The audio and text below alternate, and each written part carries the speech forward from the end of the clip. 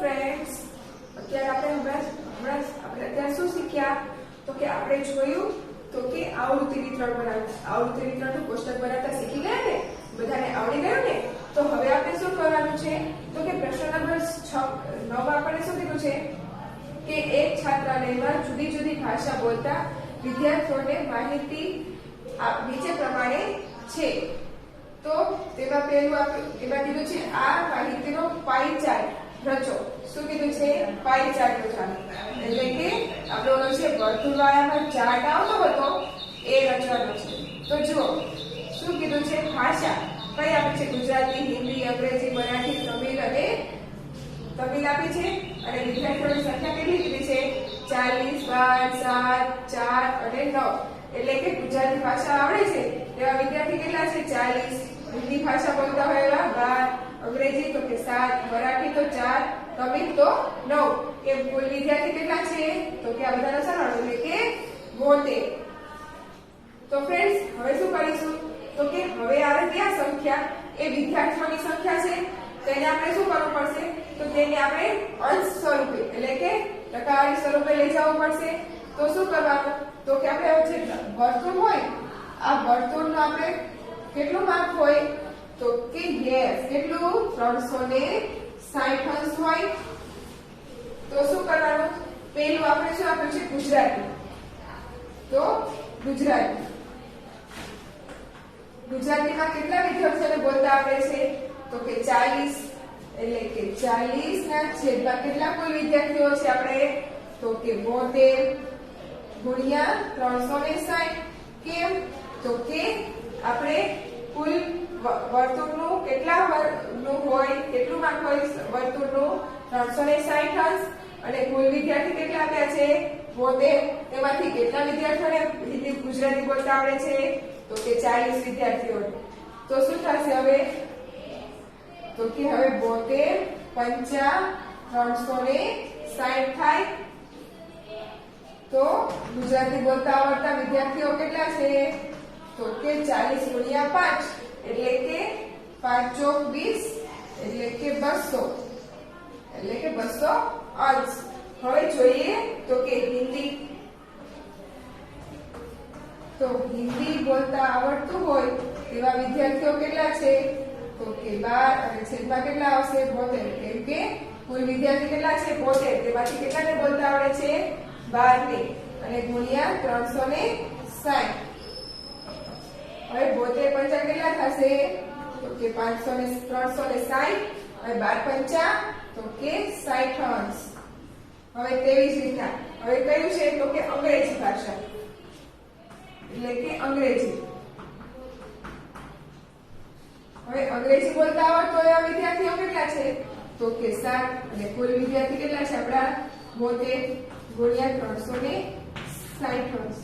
હવે 72 પંચા 360 થશે. હવે 7 પંચું 35 અંશ. તો આ શું મળ્યું આપણે? અંગ્રેજી બોલતા આવડતા વિદ્યાર્થી કેટલા છે? તો કે 35 અંશ. હવે જોઈએ તો કે મરાઠી. એટલે ચોથું તો કે મરાઠી બોલતા આવડતું હોય તેવા વિદ્યાર્થીઓ કેટલા છે? 4. અને છેદમાં 72 ના એમ જ ગુણ્યા 360. 72 પંચા 360 એટલે કે 5 ચોક 20 એટલે કે 20%. એટલે કે 20 અંશ વિદ્યાર્થીઓ એવા છે કે જેને મરાઠી બોલતા આવડે છે. હવે છે તમિલ. એટલે કે તમિલ તેવા વિદ્યાર્થીઓ કેટલા છે? તો કે 9. 9 ના છેદમાં 72 ગુણ્યા 360 અંશ. એટલે 72 પંચા 360. 9 પંચા 45. એટલે કે 45 અંશ વિદ્યાર્થીઓ એવા છે કે જેને તમિલ બોલતા આવડે છે. તો હવે શું કરવાનું છે? તો કે હવે આપણે પાઈ ચાર્ટ રચવાનો છે. તો પાઈ ચાર્ટ એટલે કે આ જે રહ્યો તેને શું કહેવાય? તો કે પાઈ ચાર્ટ. તો ચલો હવે આપણે વર્તુળાલેખ એટલે કે પાઈ ચાર્ટ દોરી લઈએ. તો જુઓ આપણે અહીંયા લખી લઈએ કે ગુજરાતીનું શું છે આપણે? તો કે ગુજરાતી કેટલા અંશ છે તો કે 200. પછી તો કે હિન્દી કેટલા છે તો કે 60. પછી આવ્યું અંગ્રેજી તો કે અંગ્રેજી એ કેટલા છે તો કે 35. પછી તો કે મરાઠી કેટલા છે તો કે 20. અને છેલ્લે તામિલ કેટલા છે તો કે 45. ઓકે, તો ચાલો હવે આપણે કરીએ પાઈ ચાર્ટ એટલે કે વર્તુળાલેખ.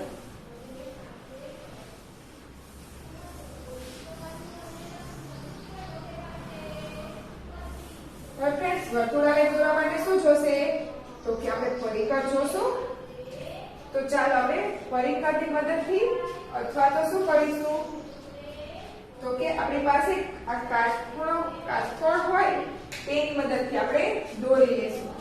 તો જો આપણે આનું વચ્ચોવચ્ચ રાખીએ અને એક આ થઈ ગયું, આ કેટલું થયું તો કે 180 અંશનું, અને તેના ફરતું આપણે રાઉન્ડ લઈ લઈએ. આ થઈ ગયું આપણું અર્ધવર્તુળ થયું આપણું. આ હવે એનું નીચેનું અર્ધવર્તુળ દોરી લઈએ આપણે. એટલે આ પણ કેટલું થશે 180, એટલે કેટલું થયું આપણું વર્તુળ 360 અંશનું થયું. 360 અંશનું આપણું વર્તુળ થઈ ગયું ને. તો હવે આપણે આ વચમાંથી આ ભૂસી લઈએ. ઓકે, કેમ કે આપણે આનું કઈ કામ નથી અત્યારે હાલમાં. તો થઈ ગયું કેટલા અંશનું થયું આપણું વર્તુળ 360 અંશનું થઈ ગયું. તો હવે શું કરવાનું તો કે હવે આપણે ગુજરાતીમાં કેટલા હતો અંશ 200, એટલે કે આપણે જોઈએ તો અહીંયા કેટલું થઈ જાય છે આ તો કે આ થયું આપણું તો કે 180 અંશ. આ આપણો પોઈન્ટ છે. અહીંથી કેટલું થયું આ તો કે 180 અહીંયા થઈ ગયું. હવે માથે આપણે કેટલું લેવાનું છે 20, એટલે કે આ પોઈન્ટ થી માથે આપણે લેશું 20. તો ક્યાં આવે છે તો કે આપણો આવે છે અહીંયા પોઈન્ટ. આ થઈ ગયું આપણે માથે 20 અંશ.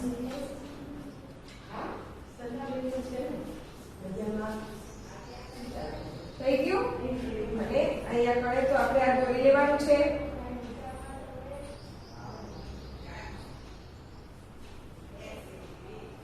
આ કેટલું થયું આપણું તો આ થયું આપણે ગુજરાતી. કેટલું તો કે 200 અંશ. હવે તો કે હવે આપણે લેવાનું છે હિન્દી. તો ચાલો આપણે હિન્દી લઈએ. હિન્દી લેવા માટે શું કરીશું તો કે આપણે આ 90 નો ખૂણો છે ત્યાં રાખીશું અને કાટ પોઈન્ટે, અને આપણે જ્યાં કેટલા કરવાનું છે તો કે 60 અંશ. 60 ક્યાં થાય છે અહીંયા પર, ત્યાં આપણે દોરી લઈશું. એટલે આ થયો આપણો 60 અંશ.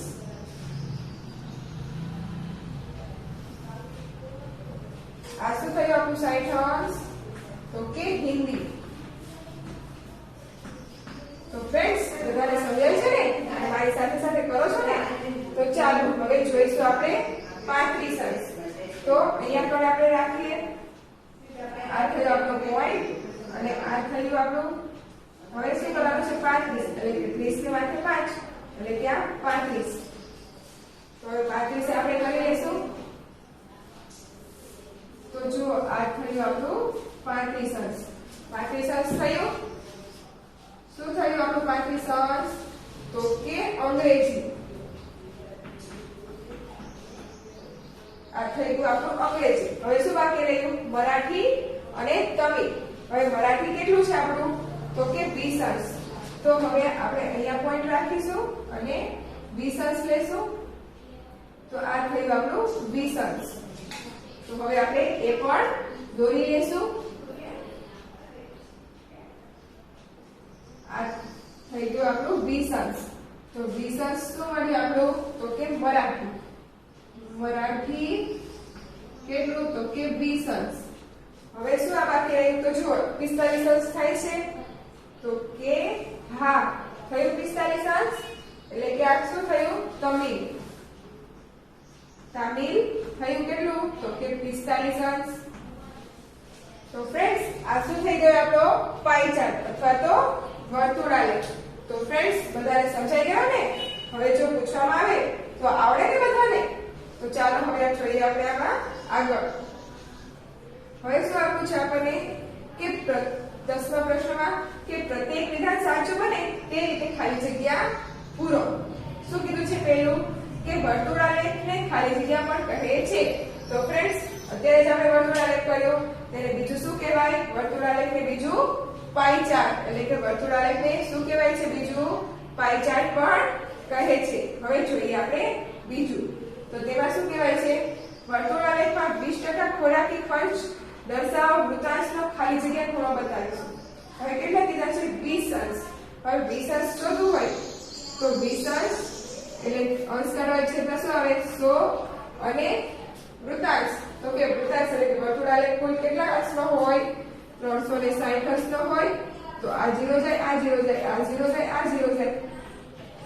36 ગુણ્યા 2 36 નું કેટલા થાય? તો 6 દુ 12 એટલે કે 2 અને 1 અને 6 3 દુ 6 ને 1 7 એટલે કે 72 અંશ. તો શું થશે? 72 અંશ. એટલે કે વર્તુળાલેખમાં 20% ખોરાકી ખર્ચ દર્શાવવા વૃત્તાંશનો ખર્ચ ખૂણો કેટલો થશે? તો કે 72 અંશ બતાવીશું ને. હવે તેવી રીતના જોઈએ આપણે ત્રીજું. તો તેમાં શું કીધું છે? પ્રમાણમાં 1 સેમી બરાબર 5 કિલોગ્રામ હોય તો 32.5 કિલોગ્રામ વજન દર્શાવતી સ્તંભની ઊંચાઈ ખાલી જગ્યા સેમી રખાય. શું કીધું છે? તો કે 32.5 હોય અને 1 કિલોગ્રામ બરાબર કેટલા હોય? તો કે 5 કિલો. તો સ્તંભની ઊંચાઈ શું થશે? 6.5 થશે ને. કેવી રીતના? તો ચાલો હું તમને સમજાવી દઉં. આપણી પાસે 32.5 છે અને છેદમાં કેટલા થશે? તો કે 5 આવે કેમ કે 1 સેમી બરાબર કેટલા લેવાના છે આપણે? 5. તો હવે પોઈન્ટ ખોલવા માટે કાઢી લઈશું. તો કેટલા થયા? 325. હવે 5 6 30 થાય. કેટલા બચ્યા? 2 ને 5 તો કે 25 એટલે 5 25. હવે શું? તો આપણે કેટલા આંકડે પોઈન્ટ હતો? એક આંકડે હતો. તો કે એક આંકડે પોઈન્ટ મૂકી દેવાનો એટલે કે 6.5 સેમી. તો શું જવાબ આવ્યો આપણે? કે 6.5 સેમી. કેવી રીતના? તો કે પ્રમાણમાં આપણને આપ્યું છે કેટલું? 5 કિલોગ્રામ. 5 કિલોગ્રામ આપ્યું છે અને વજન કેટલો આપ્યો છે આપણને? 32.5. તો થોડી વાર માટે આપણે પોઈન્ટ કાઢી નાખીએ તો શું આવે? 325. 325 ભાગ્યા 5 કરીએ તો કેટલા આવે આપણી પાસે? 65. હવે એક આંકડે પોઈન્ટ હતો તો એક આંકડે પોઈન્ટ મૂકી દેવાનો એટલે કેટલો થાય? 6.5. તો એ શું મળી આપણને? સ્તંભની ઊંચાઈ મળી ગઈ. તો હવે આપણે જોઈએ ચોથું. તો તેમાં શું કીધું છે? કે સમતલ પાસા ઉપર અંક 3 આવે તેની સંભાવના કેટલી? હવે સમતલ પાસો હોય, પાસો તો તમે જોયો હશે ને બધાએ, કે જેનાથી તમે સાપસીડી ને બીજી કોઈ પણ રમતો રમતા હો. એટલે એ શું હોય? પાસો. પાસા ઉપર બાજુઓ કેટલી આવે? તો કે 6 આવે ને. અને તેમાં 3 કે અંક હોય એવી સંભાવના કેટલી? તો 3 અંક કેટલી વાર હોય? તેમાં એક જ વખત હોય ને. એટલે કે 1/6. 3 કેટલી વખત આવી શકે અંદાજે? એક વખત તો આવી જ શકે કેમ કે એક વખત તો 3 હોય ને. એટલે કે 1/6. એટલે કે 6 આપણી કુલ કેટલી સંખ્યા છે? કેમ કે 6 આપણી કુલ બાજુઓ એટલે કે 6 ના તો કે 1/6 એટલે કે સમતલ પાસા ઉપર 3 અંક આવે તેવી સંભાવના કેટલી? તો કે 1/6. હવે જોઈએ પાંચમું. તો તેમાં શું કીધું છે? કે બે સમતલ સિક્કાને ઉછાળતા બંને ઉપર છાપ આવે તેની સંભાવના કેટલી? હવે બે સમતલ પાસો છે તેને આપણે ઉછાળીએ તો શું મળે? તો કે કા છાપ મળે, છાપ અને કાંટો આવે અને કા છાપ બે વખત આવે બંનેમાં અને કા કાંટો આવે એકમાં તો બીજામાં છાપ આવે. અથવા તો બંનેમાં કાંટા આવે. આવું બને. જો એક સિક્કામાં છાપ આવે તો બીજા સિક્કામાં કાંટો આવે, અથવા તો બંનેમાં છાપ આવે, અથવા તો એક પેલા સિક્કામાં કાંટો આવે તો બીજા સિક્કામાં છાપ આવે, અને કાં તો બંને સિક્કામાં કાંટો આવે. આવું બની શકે. તો કેટલી સંભાવના બને થઈ? 1 2 3 ને 4. એટલે કે 4 ના છેદમાં તો કે હવે બંને ઉપર છાપ આવે તેવી સંભાવના કેટલી થાય? તો કે એક જ વખત શક્ય બને. એટલે કે 1 ના છેદમાં 4. આ શું મળી આપણને સંભાવના? શેની? તો કે બે સમતોલ પાસાને ઉછાળતા બંને ઉપર છાપ આવે તેની સંભાવના શું થાય? તો કે 1 ના છેદમાં 4. હવે જોઈએ છઠ્ઠું. તો તેમાં શું કીધું છે કે કોઈ પણ ઘટનાની સંભાવના 0 અને 1 ની વચ્ચે હોય. આપણે કોઈ પણ સંખ્યાની કોઈ પણ ઘટના આપણને સંભાવનાની ઘટના આપણને શોધવાની કહેવામાં આવે તો તેનો જવાબ હંમેશા 0 અને 1 ની વચ્ચે જ આવે. કે ફ્રેન્ડ્સ, હવે જોઈએ આપણે 52. સાતમું. તો તેમાં શું કીધું છે? 52 પત્તાના ઢગમાંથી એક પત્તું પસંદ કરતા તે રાણી હોય તેની સંભાવના કેટલી? હવે કેટલા પત્તા હોય? આપણે પત્તા રમતા હોય તેવા પત્તા કેટલા હોય કુલ? તો કે કુલ કેટલા હોય? 52. અને તો શું કીધું છે? તેમાંથી એક પત્તું પસંદ કરવામાં આવે અને તે રાણી હોય તો રાણી કેટલી હોય? 4 હોય 52 પત્તામાં. કઈ કઈ? તો એક કાળીની, એક ફૂલીની, એક લાલની અને એક ચોકટની. 4 રાણી હોય તો કેટલી રાણી હોય 52 પત્તામાં? 4. તો હવે 13 ચોક 52 થાય એટલે કે 13. તો અંશમાં શું બચ્યું? કાંઈ નહીં. એટલે કે 1 ના છેદમાં 13. તો આપણી સંભાવના શું થાય? 1 ના છેદમાં 13. તો ફ્રેન્ડ્સ, સમજાઈ ગયું બધાને? હવે જોઈએ આપણે 8મું. તો તેમાં શું કીધું છે કે 100 ગુણના પ્રશ્નપત્રમાંથી 101 ગુણ મળવાની સંભાવના ખાલી જગ્યા છે. હવે 100 ગુણનો પ્રશ્ન હોય તો તેમાં ક્યારે પણ 101 ગુણ મળી શકે ખરા? ન મળી શકે ને. તો તેની સંભાવના શું આવે? 0. કેમ કે તે શક્ય નથી. હવે તેવી જ રીતના 9માં શું કીધું છે કે સૂર્ય પશ્ચિમમાં આથમે છે. તો આ ઘટનાની સંભાવના ખાલી જગ્યા છે.